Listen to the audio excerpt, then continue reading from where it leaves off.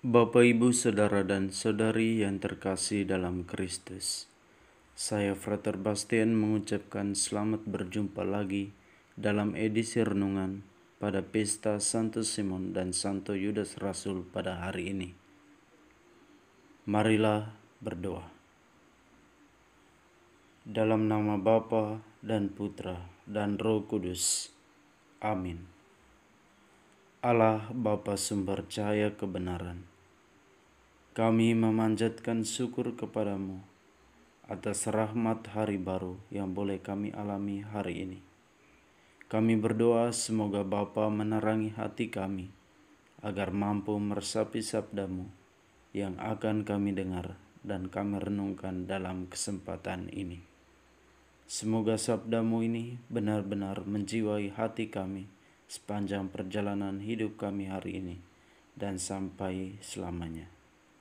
Doa ini kami satukan ke dalam tangan-Mu, karena Engkau yang berkuasa, kini dan sepanjang masa. Amin. Dalam nama Bapa dan Putra dan Roh Kudus. Amin. Bacaan dari surat Rasul Paulus kepada jemaat di Efesus. Saudara-saudara, kamu bukan lagi orang asing dan pendatang, melainkan sewarga dengan orang kudus dan anggota keluarga Allah. Kamu dibangun di atas dasar para rasul dan para nabi, dengan Kristus Yesus sebagai batu penjuru.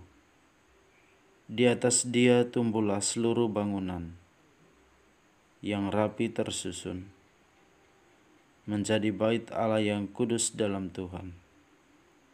Di atas Dia pula kamu turut dibangun menjadi tempat kediaman Allah dalam Roh.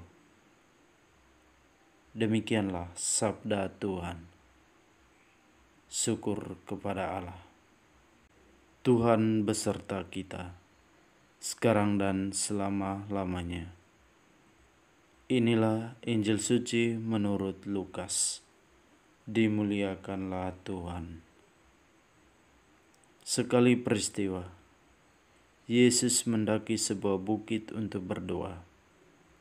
Semalam-malaman ia berdoa kepada Allah. Keesokan harinya, ketika hari siang, ia memanggil murid-muridnya, lalu memilih dari antara mereka 12 orang yang disebutnya rasul. Mereka itu ialah Simon yang juga diberinya nama Petrus, Andreas saudara Simon, Yohanes dan Yakobus, Filipus dan Bartolomeus, Matius dan Thomas, Yakobus anak Alfeus, dan Simon yang disebut orang Zelot, Yudas anak Yakobus, dan Yudas Iskariot yang kemudian menjadi pengkhianat. Lalu Yesus turun bersama mereka dan berhenti pada suatu tempat yang datar. Di situ berkumpul sejumlah besar dari murid-muridnya dan banyak orang lain yang datang dari seluruh Yudea dan dari Yerusalem, dari daerah pantai Tirus dan Sidon. Mereka datang untuk mendengarkan Dia dan untuk disembuhkan dari penyakit mereka. Juga mereka yang dirasuk oleh roh-roh jahat beroleh kesembuhan. Dan orang banyak itu berusaha menjamah Dia, karena daripadanya keluar suatu kuasa, dan semua orang itu disembuhkannya.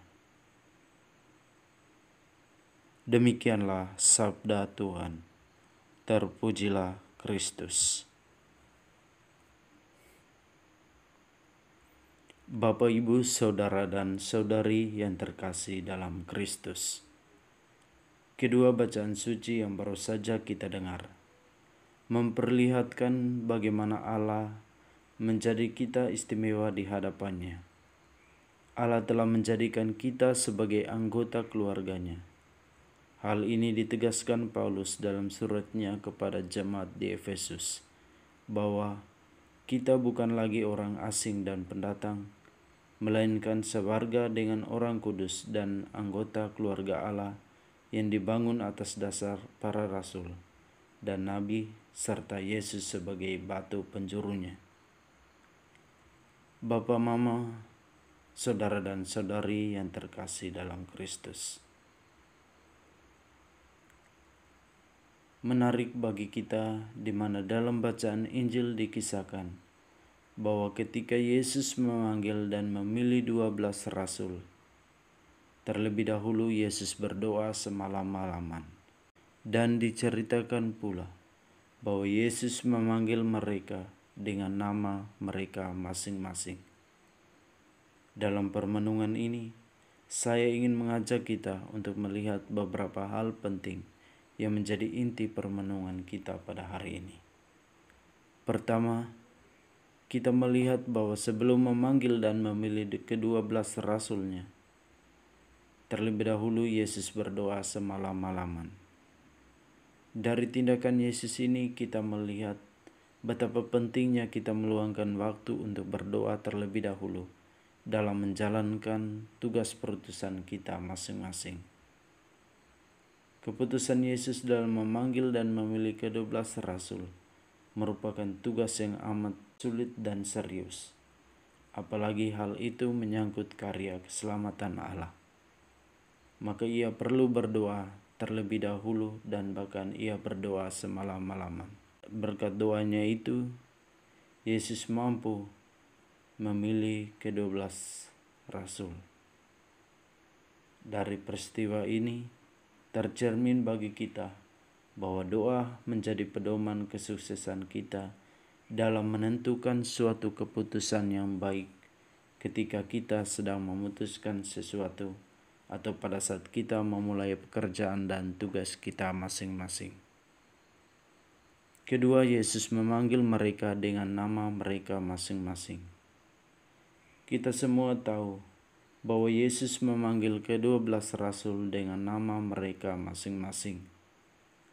Nama itu menjadi sangat berarti bagi ke-12 murid itu. Dari nama mereka masing-masing, mereka dipermuliakan dan menjadi sangat berarti bagi karya keselamatan manusia. Contoh 2 rasul yang kita rayakan pestanya hari ini, yakni Yudas yang dikenal juga Tadeus yang berarti pemberani.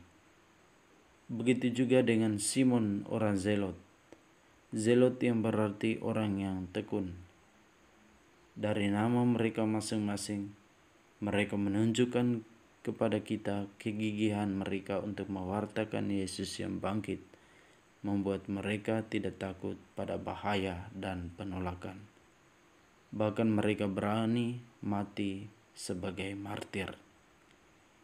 Bapa, Mama, saudara dan saudari yang terkasih dalam Kristus, kita juga merupakan orang-orang yang dipanggil dan dipilih Allah untuk ikut ambil bagian dalam pewartaan karya keselamatan Allah ke seluruh dunia.